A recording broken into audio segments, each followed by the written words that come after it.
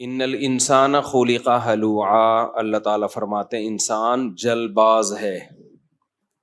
اذا مسہ الشر جزوعا، جب اس کو کوئی مصیبت پہنچتی ہے تو جزا فضا شروع کر دیتا ہے، صبر سے کام نہیں لیتا. وَإِذَا مَسَّهُ الْخَيْرُ مَنُوعًا، اور جب اس کو کوئی پیسہ میسا ملتا ہے، دولت آتی ہے اس کے پاس، تو کنجوس بن جاتا ہے، اس پہ سانپ بن کے بیٹھ جاتا ہے. کئی ہفتوں سے اسی آیت پر درس چل رہا ہے کہ جلد بازی کا مطلب کیا ہے.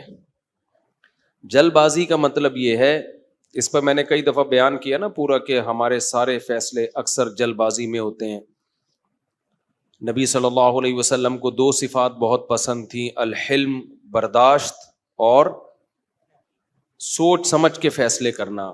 طلاقیں جلد بازی میں ہوتی ہیں، مار دھاڑ جلد بازی میں، بہت سارے کام ہمارے جلد بازی میں ہو. کسی کے بارے میں رائے جلدی قائم کر لیتے ہیں، کسی کو اچھا کہنے میں بہت جلدی کرتے ہیں، کسی کو برا کہنے میں بھی بہت جلدی کرتے ہیں.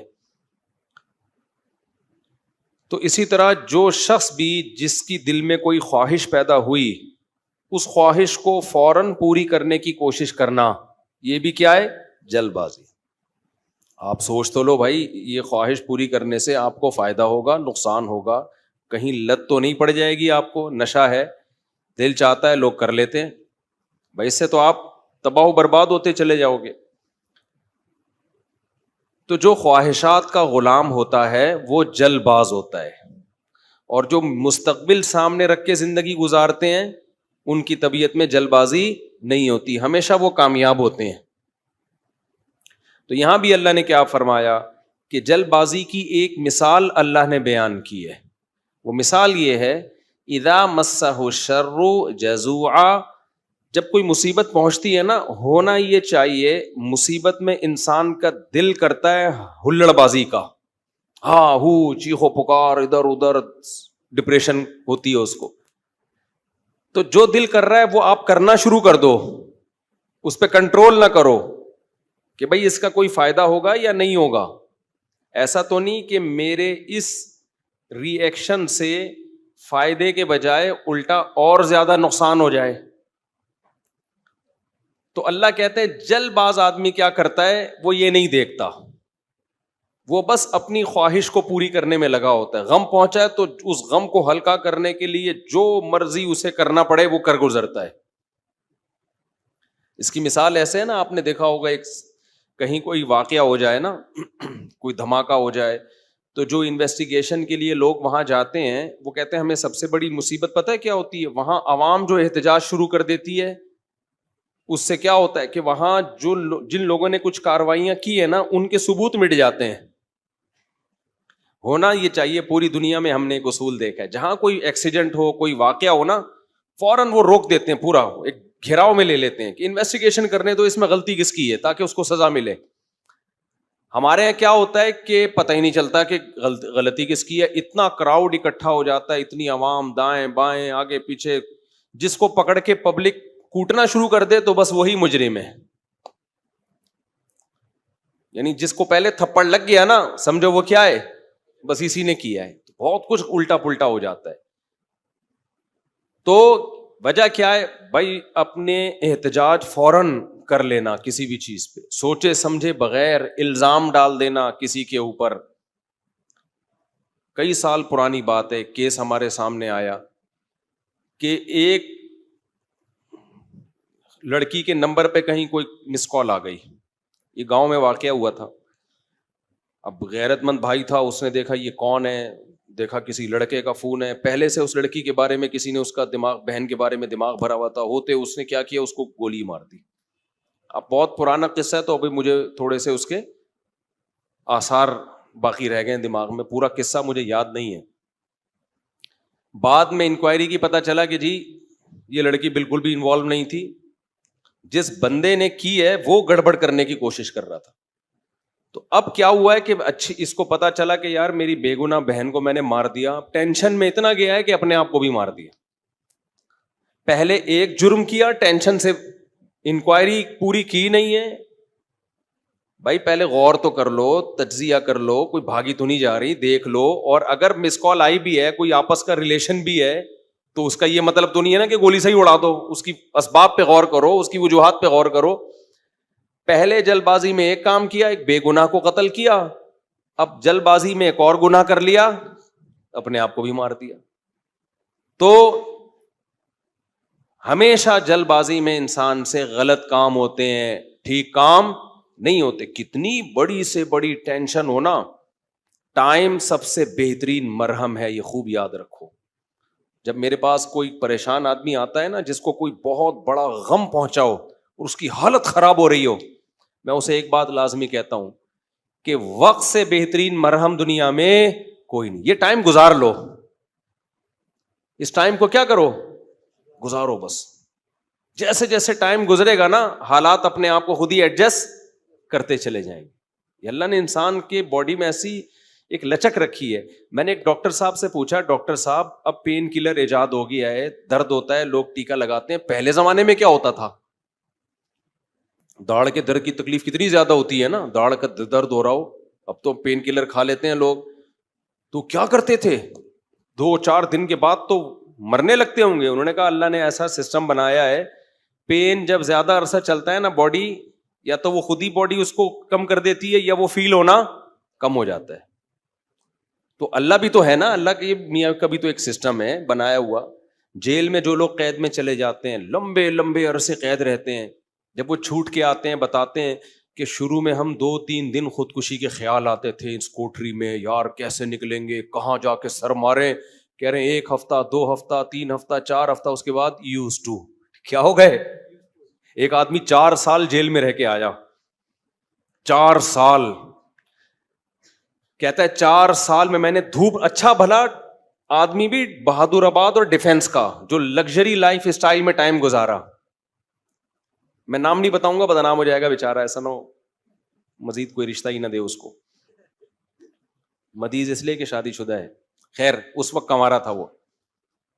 تو وہ کسی شبہ میں اٹھا کے لے گئے اس کو, اچھا بھلا ڈیفینس یا بہادر آباد کا لڑکا تھا. بہادر آباد بھی اچھا ایک ایسا علاقہ ہے, لگژری لائف اسٹائل میں پلا, زیادہ ٹائم اس کا یورپ اور یعنی یورپ میں گزرا ہے. کسی شبہ میں اٹھا لیا اس کو, 4 سال اس نے دھوپ نہیں دیکھی. کہہ رہے میں جب اندر گیا ہوں نا, ایک پپو فیملی کا, برگر فیملی کا بچہ اندر گیا تو کیا حال, لیکن کچھ چیزیں سنی ہوئی تھیں, علماء کی تقریریں, کچھ صبر سے متعلق, کچھ ایک کہ بھائی جب مصیبت اللہ کی طرف سے آتی ہے اس میں اجر اللہ کی طرف سے. بھائی قصور تو نہیں تھا اس کا, اب یہ تو اللہ کی طرف سے مصیبت ہے. نبی صلی اللہ علیہ وسلم نے فرمایا ایک کانٹا بھی چبھتا ہے نا اس پہ بھی اجر ملتا ہے. اللہ تھوڑی غافل ہے, ہر چیز آزمائش ہے ہمارے لیے. خوب سمجھ لو, اتفاق سے کچھ بھی نہیں ہو رہا. یہ جو ہم سمجھتے ہیں نا بائی چانس ایسا ہو گیا ہے, یہ ہمیں دیکھنے میں ایسا لگ رہا ہوتا ہے, ورنہ بائی چانس کچھ بھی نہیں ہوتا. جو کچھ ہو رہا ہے اللہ کے ارادے سے ہو رہا ہے. خوشی بھی پہنچ رہی ہے اللہ کے ارادے سے, غم بھی پہنچ رہا ہے اللہ کے ارادے سے. تو نبی نے فرمایا کہ جس کو خوشی پہنچتی ہے نا مسلمان کو, کافر کو خوشی پہنچتی ہے کہتے بائی چانس, یہ ہو گئے میری لک ہے, وہ لک کہتا ہے اس کو, لک ہے. ایک دفعہ میں ایک ڈاکومنٹری دیکھ رہا تھا, یہ جو کروڑوں اسپم ہوتے ہیں نا جو ماں کے رحم میں جاتے ہیں, جن میں سے ایک کو اللہ سلیکٹ کرتے ہیں انسان بنانے کے لیے. تو ڈاکومنٹری میں کسی گورے نے لکھا ہوا تھا کہ آئی ون دس میچ, یعنی کروڑوں خربوں میں یہ میچ جیت گیا. ٹھیک ہے, او بھائی تو نہیں جیتا ہے, یہ سلیکشن کس کی ہے؟ اللہ کی ہے. وہ کہہ رہے ہیں بھی بائی چانس ہو گیا کہ میں پیدا ہو گیا. بائی چانس کوئی بھی نہیں ہوتا, سب کس کا ارادے سے ہو رہا ہے؟ اللہ کے. اللہ نے تجھے پیدا کرنے کے لیے کمبخت سلیکٹ کیا ہے, اور اللہ پھر کہہ رہے ہیں نحن خلقناکم, ہم نے تمہیں پیدا کیا, ہمارا احسان ہے, تو اب اس احسان کا بدلہ دو. تو جہاں آپ یہ کہیں گے نا اتفاق سے ایسا ہو رہا ہے, وہاں خوشی پہ اتراؤ گے بھی اور غموں پہ ٹینشن میں بھی آؤ گے. یار کیوں ہو گیا میرے ساتھ؟ اچھا ہٹلر کتنا روتا رہا تھا آخری عمر تک, تبھی پھر وہ خودکشی کر لی اس نے کہ یار 1 ہفتہ پہلے میں رشیا پہ اٹیک کر دیتا, ہاں یار کتنی بڑی غلطی ہوئی ہے مجھ سے. وہ کہتے ہیں ایک ہفتہ پہلے اٹیک کر دیتے نا تو رشیا کا نقشہ کچھ اور ہوتا. وہ ایک ہفتہ رہ گیا, پتہ نہیں پولینڈ ولینڈ کے کس کے چکر میں رہ گیا, تو وہ رشیا نے اٹیک کر کے اس کی ایسی کی تیسی کر دی. تو روتا رہتا تھا وہ. ابے روتا رہتا نہیں, تو نے جو کچھ حرکتیں کی ہیں تو اللہ نے تجھے کیا دیا اس کا بدلہ. خیر, تو توبہ کر لیتا. مسلمان ہوتا تو کیا کہتا, یار اللہ کی طرف سے چپت لگ گئی ہے میرے, اب توبہ استغفار کر لو. اور توبہ ایسی خاندانی چیز ہے یار, کچھ بھی ہو جائے. ہٹلر مسلمان ہوتا, کہتا میں نے ہزاروں لاکھوں انسانوں کو قتل کر دیا, بند کمرے میں جا کے گڑ گڑا لیتا اللہ سے, معاف کر دے اللہ. دنیا کو نہیں پتا چلتا, اللہ کیا کر دیتا, معاف. لیکن چونکہ کافر تھا تو کیا ہوا ہے, اس نے قوم کا مجرم تھا وہ, اس نے کہا کیا کر سکتے ہیں, اس کو پتا تھا پبلک نہیں چھوڑے گی, تو اٹھا کر کے مارکیٹ سے اپنے آپ کو شارٹ کر لیا. انجام بھی برا, زندگی بھی بری. مسلمان کی زندگی بری ہو, کم از کم انجام اچھا اس کے اختیار میں ہوتا ہے. یار اللہ کو منا لو, اللہ کہتا ہے 100 انسانوں کے قاتل کو بھی میں بخش دوں گا. خیر میں وہ واقعہ سنا دوں میں. تو وہ کیا ہوا ہے کہ وہ بہادر آباد کا پپو بچہ جو ہے نا, کہاں چلا گیا, جیل میں. اب علماء سے اس کا تعلق تھا, ماشاءاللہ داڑھی بھی رکھی ہوئی تھی اس نے, کہ یار اب یہ غم کس کی طرف سے ہوتے ہیں, اللہ کی طرف سے. تو مجھے اپنا قصہ سنا. میں نے کہا یار 4 سال میں تو دھوپ میں نا ایک دن نہ بیٹھوں, میں ڈپریشن میں جانا شروع ہو جاتا ہوں. یہ جو بند کمروں میں لوگ سارا دن بیٹھے رہتے ہیں, پتہ نہیں کیسے. ہم نیچر سے جس کو بھی محبت ہوگی نا, وہ دھوپ نہیں چھوڑ سکتا بھائی. بکریاں مرغی انڈے نہیں چھوڑ سکتا, دھوپ نہیں چھوڑ سکتا. وہ بکریاں مرغی تو چلو زیادہ ہو گیا, لیکن دھوپ نہیں چھوڑ سکتا وہ. تو میں نے کہا 4 سال آپ کیسے بند کمرے میں رہے ہیں, اور بھی قیدی تھے. کہہ رہے میں 2-3 دن تو ٹینشن میں رہا. پھر میں نے کہا اچھا یہ بھی نہیں پتا کہ نکلیں گے کبھی یہاں سے. یہ پتا ہو نا, آدمی کہتا ہے چلو 4 سال میں دن گننا شروع کر دو. یہ بھی نہیں پتا نکلیں گے ہی بھی نہیں نکلیں گے. کہہ رہے میں نے کہا جو ہونا تھا وہ تو ہو گیا, اب ہم تو جیل کی دیوار توڑ کے بھاگ نہیں سکتے. تو کہہ رہے میں نے کیا کیا, پھر وہاں پر میں نے اٹھک بیٹھک اور ایکسرسائز شروع کر دی کہ بھائی ٹائم کیا کرو, پاس کرو. ٹھیک ہے. کہہ رہے اس کا فائدہ یہ ہوتا ہے 400 دفعہ میں بیٹھ کے, کیونکہ اور تو کوئی کام ہی نہیں ہے اسٹیمنا بنانے کے علاوہ. اسٹیمنا بنانے کے علاوہ کوئی کام ہے ہی نہیں. اچھا ہے بڑا پاورفل ماشاءاللہ, آپ کبھی ملو تو آپ دیکھو بہت ساری طاقت جیل میں بنائی ہے اس نے. کہہ رہا میں بیٹھ کے لگاتا تھا ان 4 پھر ڈپس لگاتا تھا, پتہ نہیں کتنے ڈپس لگا لیتا تھا, ایکسرسائز کرتا تھا. کہہ رہا اس کا فائدہ یہ ہوتا تھا اتنا تھک جاتا تھا کہ مجھے نیند خاندانی آتی تھی. ظاہر ہے نیند تو 20 بیماری کا علاج ہے. ڈپریشن ختم کرنے کا سب سے بہترین ذریعہ ہی گہری نیند ہے. ڈاکٹر ڈپریشن کے مریضوں کو کیا دیتے ہیں, نیند کی گولیاں دیتے ہیں کہ سوتا رہے بس, پتہ ہی نہ چلے پی ٹی آئی آ رہی ہے کہ جے یو آئی آ رہی ہے کہ مسلم لیگ آ رہے ہیں, کہ یہ ٹینشن ہی ختم, اسٹیبلشمنٹ کیا کر رہی ہے چھوڑو. تو کہہ رہے ہیں میرے ساتھ جو قیدی تھے نا, وہ بہت سے اس میں پاگل ہو گئے, کیونکہ بیٹھے رہتے تھے, سوچتے رہتے تھے ہر وقت دماغ میں نا کیا یہاں سے نکلیں کیسے. حالانکہ بہت سے جرم کر کے آئے ہوئے تھے, ٹھیک ہے, ان کا تو بنتا تھا. تو کہہ رہے 4 سال کے بعد رہائی کا فیصلہ ہوا. کہہ رہے ہم جب باہر نکلے تو پھر دنیا جنت لگی. پھر اب اس نے 4 شادیاں استغفر اللہ کی ہیں. تو خیر کی ہیں, واقعی 4 کی ہیں. کہہ رہے اس سے مجھے پاور کیا ملی. کہہ رہے ہم تو مجرم تھے نہیں, ہم جب باہر آئے نا ہم نے کہا اچھا یہ ہوتا ہے, ٹوٹل سزا کیا ہے, کچھ بھی کر لو یہ ہے. تو کہہ رہے میرے اندر اتنا اسٹیمنا پیدا ہو گیا دنیا میں کچھ کر گزرنے کا. آپ کو پتا ہے جیل ہمارے مجرم بناتے ہیں, جیل میں جا کے نا اسٹیمنا بڑھ جاتا ہے مجرم کا, سمجھ رہے ہو.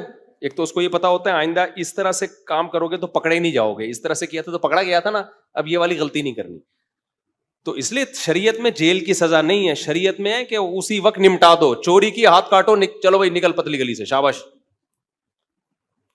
ہم کیا کرتے ہیں چوری کی جیل, تو کہتا ہے یار اس دن وہ CCTV کیمرہ دیکھنا بھول گیا تھا, میں آئندہ تھوڑا خیال کروں گا. پھر وہاں سارے چور ہی بیٹھے ہوتے ہیں, کوئی نیک آدمی تو آیا نہیں ہوتا جیل میں. تو چور آپس میں ان کی کیا ڈسکشن ہوگی, وہ تہجد کی باتیں تھوڑی کریں گے. وہ ابھی تو نے کیا کرتا ہے, وہ میں نے اتنے بندے مار دیے, آپس میں ان کا گینگ بنتا ہے. پھر آپس میں نمبر ایک دوسرے کے ساتھ وہ شیئر کرتے ہیں کہ جب باہر نکلیں گے تو پھر دیکھتے ہیں ہم. اور 4 سال میں 10 سال میں کیا کچھ ہوتا ہی نہیں ہے, تو کچھ کرنے کی صلاحیت ان میں ویسے ہی ختم. وہاں جا کے کوئی یہ تھوڑی کہ وہ ماسٹرز کر رہے تھے یا PhD کے اسکالر بن کے باہر آئے, یا کوئی انجینئرنگ مکمل کر لی, اب باہر جاب ملے گی, 4 سال 8 سال زندگی بہترین ان کے ویسے ہی برباد ہو گئے. اب ان کے پاس کمانے کے لیے چپل چوری کے علاوہ اور کوئی راستہ ہوتا نہیں ہے, یا باقی چوریاں ڈکیتیوں کے علاوہ کوئی راستہ ہی نہیں ہوتا ان کے پاس. تو نظام اتنا گندا ہے, اس لیے اسلام نے سزا رکھی ہے, اس میں ادھار نہیں رکھا. قصاص ہے, ثابت ہو گیا کہ بھائی اس نے بندہ مارا ہے, فوراً پکڑ کے وارثوں کے حوالے کیا جائے گا, بھائی تمہارا باپ مارا ہے, تم بتاؤ کیا کرنا ہے. اب وہ فیصلے میں دیر کر رہے ہیں تو اس دوران جیل میں بند کیا جائے, بھاگ نہ جائے. جیل میں اس کو تمام سہولتیں دی جائیں گی, بھائی یہ بندہ ہے بھاگے گا نہیں, جلدی 1 ہفتہ ہے آپ کے پاس, فیصلہ کرو, گردن اڑانی ہے یا اس سے بارگیننگ کرنی ہے. تو بارگیننگ میں جو ٹائم لگ رہا ہے اس دوران جیل میں رہے, ایک الگ بات ہے. ایک آدھ ہفتہ سعودی عرب میں ایسا ہی ہوتا تھا, آپ کا پتہ نہیں کیا ہو رہا ہے. قصاص اب 1 ہفتہ, اس کے بعد سر قلم کرنا ہے, چلو بھائی اڑا دو سر اس کا. سر نہیں قلم کرنا, پیسے لے کے چھوڑنا ہے, پیسے لے بھائی, اور جو بھی رہن کے طور پر اس کی پراپرٹی رکھوائی, چل بھائی نکل, ختم. ہماری عدالتوں پہ بوجھ کتنا ہے دیکھو, 20-20 سال پرانی فائلیں جج کے پاس پڑی ہوئی ہوتی ہیں. اسلام میں قصاص ہے. دانت توڑ دیے, ٹائم نہیں ہے بھائی, کون سا والا دانت توڑا, یہ والا, اب بتا دانت توڑنا ہے اس کا. دیکھو نبی صلی اللہ علیہ وسلم کی خدمت میں کتنا زبردست واقعہ ہے. حدیث میں آتا ہے, حضرت انس رضی اللہ تعالی عنہ کی جو پھپھی تھی نا, کس کی؟ حضرت انس ابن مالک کی پھپھی. حضرت انس نبی کے خادم تھے. ان پھپھی نے اپنی باندی کو مکہ مارا یا تھپڑ مارا, تو وہ باندی کا دانت ٹوٹ گیا. جو لونڈی تھی نا باندی, اس کا دانت ٹوٹ گیا. صحیح ہے نا.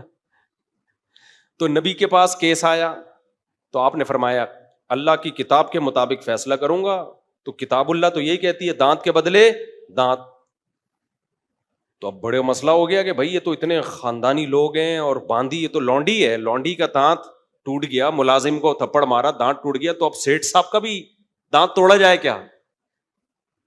گوروں کے ایسا کوئی قانون نہیں ہے. اسلام میں کہ بھائی دونوں انسان ہیں, تو دونوں کے دانت کی سیم ویلیو ہے. تو نبی نے فیصلہ کیا دانت کے بدلے دانت توڑا جائے گا. یہ بھی نہیں دیکھا کہ انس ابن مالک میرے شاگرد ہیں, 10 سال میری خدمت کی ہے, تو اتنی خدمت گزار ہیں, تو ان کی پھپھی کے ساتھ میں رعایت کروں. فرمایا نہیں, میں فیصلہ کروں گا کتاب اللہ کے مطابق. تو کتاب اللہ میں کیا تھا؟ دانت. اچھا, باندی کو یہ توقع نہیں تھی کہ میری جو مولا ہے, آقا ہے, اس کے دانت توڑے جائیں گے. ان لوگوں کو یہ توقع نہیں تھی. تو جب نبی نے فیصلہ کیا نا, تو پھر انہوں نے پھر معاف کر دیا کہ بھائی, انہوں نے کہا کہ یہ تو ہماری مولا ہے, مالکن ہے, میں اس کا دانت کیسے توڑ سکتی ہوں. تو پھر انہوں نے خود ہی معاف کر دیا. تو پھر نبی نے, کیونکہ اس کو حق ہے, تو کیس 2 منٹ میں کیا ہو گیا؟ ختم. اگر انگریز کی حکومت ہوتی یا ہماری پاکستانی حکومت ہوتی, اب تک چل رہا ہوتا وہ کیس. دونوں مر چکے ہوتے, دونوں قبروں میں جا چکے ہوتے, ابھی تک ان کے دانت کے کیس کی فائلیں بولو موجود ہوتی, اور پوسٹ مارٹم ہو رہا ہوتا, کون سا والا دانت ٹوٹا تھا, ہلا تھا یا ٹوٹا تھا, ان کے مکے سے ٹوٹا. ایسا گندا غلیظ نظام ہمارے اوپر مسلط ہے, اس میں انصاف کے علاوہ سب کچھ ملے گا آپ کو. تو اسلام نے کیش سزائے رکھی ہے, ٹھک ٹھک ٹھک کر کے, کہ بھائی تھپڑ کے بدلے میں کیا ہے؟ تھپڑ. تو قصاص کا نظام رکھا ہوا ہے اللہ میاں نے بڑا زبردست. وَكَتَبْنَا عَلَيْهِمْ فِيهَا أَنَّ النَّفْسَ بِالنَّفْسِ وَالْعَيْنَ بِالْعَيْنِ وَالْأَنْفَ بِالْأَنْفِ وَالْأُذُنَ بِالْأُذُنِ وَالسِّنَّ بِالسِّنِّ وَالْجُرُوحَ قِصَاص. کیا زبردست آیت ہے. اللہ فرماتے ہیں ہم نے لکھ دیا ہے, آنکھ کے بدلے آنکھ. کسی نے تمہاری آنکھ پھوڑی ہے, تم کورٹ میں جاؤ گے, جی اس نے آنکھ پھوڑی ہے, یہ ثابت کرو گے, دلائل سے ثابت کر دیا, کورٹ کہے گی تو بھی پھوڑ دے اس کی یہ والی آنکھ. البتہ یہ کام ڈاکٹر سے لیا جائے گا, ویسا نہ ہو پھوڑنے پھاڑنے میں کچھ اور ہی نہ پھوڑ پھاڑ دے, اتنا لمبا چھورا مارے کہ پیچھے سے ہی نکال دے. تو اس میں ماہرین سے مدد تو لی جائے گی, لیکن یہ ہوگا بھائی آنکھ ضائع کی ہے تو تمہاری بھی آنکھ ضائع کی جائے گی. دانت توڑا ہے, سن بسنی, دانت کے بدلے دانت. سمجھ رہے ہو؟ تو یہ پوری قرآن نے ڈیٹیل بیان کی ہے. یہ ہوتا ہے انصاف, اٹ از کالڈ انصاف. اس میں جس نے جرم کیا شراب پی کے آیا تھا یا بغیر شراب کے کیا ہے, اس سے کوئی فرق نہیں پڑتا. یورپ امریکہ میں ہوتا ہے پی کے آپ نے دانت توڑ دیا تو کہتے ہیں سزا ہلکی ہے, کیونکہ آپ پیے ہوئے تھے, آپ کو ایکچولی پتہ نہیں تھا کہ میں کیا کر رہا ہوں. اسلام کہتا ہے پینا یہ آپ کا ہیڈ ایک ہے, جو جرم پینے کے بعد ہوگا آپ کو اس کی پوری پوری سزا ملے گی. تبھی اسلام میں احناف کا یہ موقف ہے کہ شراب پی کے طلاق دے دی تو ہو جائے گی. آپ یہ نہیں کہہ سکتے کہ میں نشے میں تھا, ہو جائے گی طلاق. کسی حدیث سے نہیں ہمیں پتہ چلتا کہ نشے میں طلاق واقع نہیں ہوتی, خوب سمجھ لو. تو اگر شراب کسی نے خود پی ہے تو وہ اس کا ایسا نہیں ہے کہ اپنے تصرفات اس کے کالعدم ہوں گے. تو بندہ مارے گا, شراب پی کے بندہ قتل کر دیا نا تو شرابی سے قصاص لیا جائے گا. حالانکہ قصاص تو ایسی چیز ہے جو شبہے سے بھی ساقط ہو جاتی ہے, سمجھ رہے ہو؟ دیکھو ایک مثال دیتا ہوں, آپ نے ڈنڈا گھمایا کسی کے سر پھوڑ دیا, وہ مر گیا, تو قصاص نہیں ہے, آپ کو قتل نہیں کیا جائے گا, دیت دی جائے گی. وجہ اس کی یہ کہ اس میں اس بات کا امکان تھا کہ ہو سکتا ہے یہ قتل نہ کرنا چاہ رہا ہو, غلطی سے بندہ مر گیا ہو. جیسے موسیٰ علیہ السلام نے تھپڑ لگایا تھا قتل کرنے کی نیت سے تھوڑی, تو وہ بندہ ہی مر گیا, اب اس میں قصاص تھوڑی ہے بھائی, ہم نے جان کے تھوڑی مارا ہے. تو ڈنڈے میں اس بات کا امکان ہوتا ہے کہ بھائی ویسے ہی پتھر مار رہا ہو تو قتل کی ارادہ نہ ہو. آلہ جارحہ جسے کہتے ہیں نا, جو قتل ہی کے لیے بنے, بندوق ہے, چاقو ہے, اس سے کوئی مارے گا تو قصاص ہے. سمجھتے ہو کہ نہیں سمجھتے؟ ہاں, ڈنڈے سے کسی نے مارا اور دلائل سے پتا چل گیا کہ اس کی نیت ہی قتل کرنے کی تھی, وہ ایک الگ بات ہے. لیکن نارملی جو ہے نا, جب قتل کے لیے آلہ جارحہ کا ہونا ضروری ہے. اب مسئلہ یہ ہے, میں بات ہی پتہ نہیں بھول گیا جو بتانا چاہ رہا تھا, یہ میں نے ڈنڈے والی مثال کیوں دی ہے. ہاں دیکھو, میں بتانے کا مقصد یہ تھا کہ ذرا سا بھی شبہ آ جائے نا کہ پتہ نہیں اس کی نیت قتل کی تھی یا نہیں تھی, تو اس کا فائدہ کس کو ہوگا؟ قاتل کو. اس سے قصاص نہیں لیا جائے گا, کیونکہ ہو سکتا ہے یہ قتل نہ کرنا چاہ رہا ہو, غلطی سے بندہ مر گیا ہو, یہ تو سر پھوڑنا چاہ رہا ہو, خالی تھپڑ مارنا چاہ رہا ہو.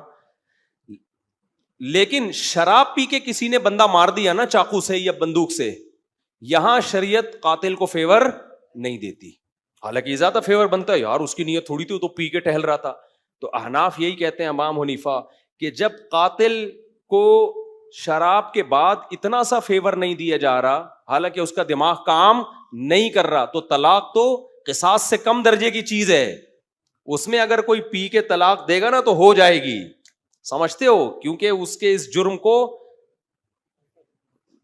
فیور نہیں دیا جائے گا اس پہ, کیونکہ پی کیوں تو نے. وہ کہہ سکتا ہے نا میں تو پی ہوئی تھی تو مجھے کیا پتا, پینے سے پہلے تو تجھے پتا تھا نا, پینے کے بعد کچھ بھی ہو سکتا ہے, بندہ بھی مر سکتا ہے, بیوی کو ڈیورس بھی ہو سکتی ہے. یا ایک مشہور سوال ہے کہ پی اس نے, سزا بیوی کو کیوں دے رہے ہو؟ تو طلاق میں شریعت نے مرد کے تصرف کا اعتبار کیا ہے, اس میں عورت کی پوزیشن کو نہیں دیکھا ہے کہ وہ مظلوم تھی یا ظالم تھی, مرد کی, کیونکہ طلاق کہتے ہیں مرد کی ملکیت سے چیز کا نکلنا, اس میں شریعت نے یہ سمجھا ہے نقصان مرد کا زیادہ ہو رہا ہے. سمجھتے ہو کہ نہیں سمجھتے ہو؟ تو اب یہاں پر بھی یہی ہے کہ اگر کوئی بلا وجہ بیوی کو طلاق دے دے تو بھی تو عورت کا کیا قصور ہے, لیکن پھر بھی ہو جائے گی. تو ہم کہتے ہیں شراب پی کے دے رہا ہے تو بطریقے اولا ہوگی. تو آج کل بہت زیادہ ہو رہا ہے, اور پھر لوگ فتوے دائیں بائیں سے لے آتے ہیں کہ جی وہ فلاں نے, سعودیہ کے مفتی نے فتویٰ دیا ہے طلاق نہیں ہوئی چونکہ پی ہوئی تھی, فلاں نے فتویٰ دیا. آج کیا ہوا ہے, ایک آدمی نے کھڑے کھڑے بیوی کو 6 طلاقیں دی ہیں, سب نے یہاں کے مدارس نے فتویٰ دیا, طلاقیں ہو گئی ہیں. سعودیہ کے کسی مفتی سے لائیو ویڈیو کال پہ بات کی, اس مفتی نے بولا کہ میں کسی فقہ شقہ کو نہیں مانتا, کوئی طلاق نہیں ہے. تو میں نے کہا یہی اس کے جاہل ہونے کی دلیل ہے کہ 1400 سال سے جو اسلامی قانون مرتب ہوا آ رہا ہے, اس جاہل آدمی کو وہ پتہ نہیں ہے, اور یہ اٹھ کے آیا ہے اسلام سکھانے کے لیے. تو یہ جو کہتے ہیں نا فقہ شقہ نہیں مانتا, اس کا مطلب ہوتا ہے سارے گھاس کھا رہے تھے, ہم اکیلے آئے ہیں دنیا میں جو اب قرآن و سنت کو ہم نے سمجھا ہے. خیر, تو کہاں سے کہاں بات چلی گئی, بہت اسپیڈ مار رہا ہوں آج میں. ہاں, بہادر آباد سے پھر وہ جیل سے نکلے. ہاں, تو یہ میں عرض کر رہا تھا کہ اسلام کا نظام کتنا بہتر ہے یار. زنا کیا ہے 100 کوڑے مارو, چھوڑ دو بس اس کو, پھر ملامت نہ کرو اس کو. شادی شدہ نے زنا کیا, رجم کرو, قصہ ختم, چلو بھائی. کمارے نے زنا کیا, 100 کوڑے دونوں کو چترول لگاؤ اور چھوڑ دو ان کو. کسی نے زنا کی غلط تہمت لگا دی, 80 کوڑے لگاؤ, چھوڑ دو, چل بھائی. کیس نہیں ہے لمبے لمبے, سمجھتے ہو کہ نہیں سمجھتے ہو؟ تو لمبے لمبے کیس نہیں ہے. تو ہمارے یہاں تو بہت ہی گندا نظام چل رہا ہے یار, اللہ بچا کے رکھیے, جیلوں سے اللہ بچائے. جیلوں میں خارش کی بیماریاں لگتی ہیں, پتہ ہے آپ کو, ایک دوسرے کی پھوڑے پھنسیاں ٹرانسفر ہو رہے ہوتے ہیں, گندگی کا ایک نظام ہے, بہت ہی گندا نظام ہے جیلوں کا. تو وہ صاحب جیل میں 4 سال جب کاٹ کر آئے تو کہہ رہے ہیں مجھ میں اتنا کانفیڈنس پیدا ہو گیا, لیکن چونکہ بندہ 2 نمبر نہیں تھا, جب 2 نمبر نہیں تھا تو برائیوں کی طرف نہیں گیا, اچھائیوں میں کانفیڈنس پیدا ہو گیا. تو اچھائی آپ کو پتا ہے, جس نے میرے بیان سنے ہو, ایک اچھائی تو اس کو پتہ ہی ہوتی ہے کہ شادیاں میں نے 4 کرنی ہے. تو کہہ رہا میں جیل سے باہر نکلا نا, بیانات میرے سنے میں تھے, کہتا ہے میں نے سوچا کہ اب کسی کا باپ میرے کو روک کے دکھائے 4 شادیوں سے, کیونکہ اتنی ٹینشن جیل میں, کہہ رہے میں نے اٹھا لی ہے کہ اب ٹینشن میرے لیے مسئلہ نہیں, کیونکہ دوسری میں آدمی ٹینشن کی وجہ سے نہیں کرتا نا, کہہ رہے ٹینشن کی ایسی کی تیسی. دیکھو اس نے صبر کیا نا تو یہ جیل اس کے حق میں کیا ہو گیا, مفید. اگر صبر نہ کرتا, جلد بازی والا کام کرتا, جیل میں بیٹھا رہتا, یہ کیا ہو رہا ہے میرے ساتھ, میں نے تو کوئی ایسا گناہ نہیں کیا, اللہ کو میں ہی ملا تھا. کبھی حکومت کو گالیاں دیتا, کبھی پولیس کو گالیاں دیتا, کبھی فوج کو گالیاں دیتا, کبھی عمران خان کو, کبھی مسلم لیگ کو, کبھی کس کو. ان پہ کچھ بھی اثر جو بھی نہیں رینگتی ان کے اوپر. کیا خیال ہے, ان پہ جو بھی نہیں رینگتی, کسی پہ کچھ بھی نہیں ہونا تھا. اور اللہ کو بھی ایسے لوگ اعتراض کرنا شروع کر دیتے ہیں. اس نے یہ بولا بھائی میرے بس میں جو ہے میں وہ کروں گا, جو میرے بس میں نہیں ہے وہ میں نہیں کر سکتا.